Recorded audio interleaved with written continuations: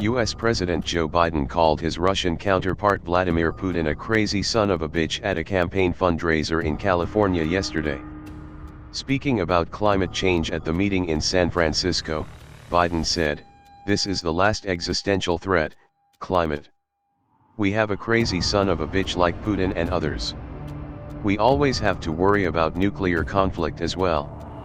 In the statement made by the Kremlin, it was stated that Biden's words were shameful.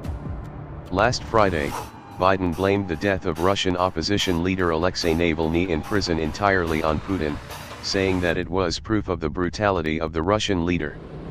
This isn't the first time Biden has used the term.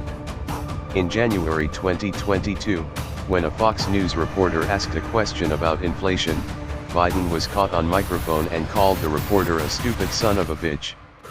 In 2021, relations on the Washington-Moscow line became quite tense after U.S. President Joe Biden called Russia. It was revealed that Franco was abusing his children when his 13-year-old son ran away from Hildebrandt's house in Utah last year and went to the neighbor and asked for food and water.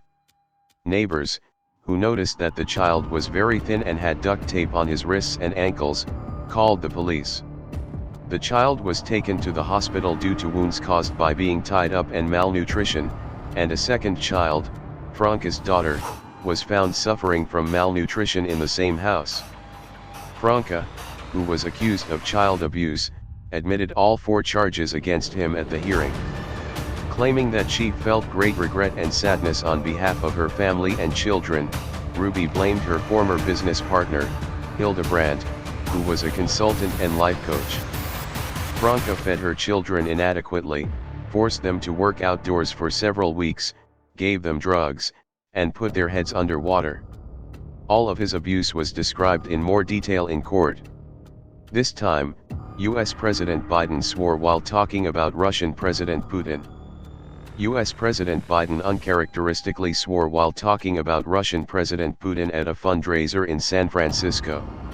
In the statement made by the Kremlin, it was said, "Such rude words of the U.S. President are a shame for the USA."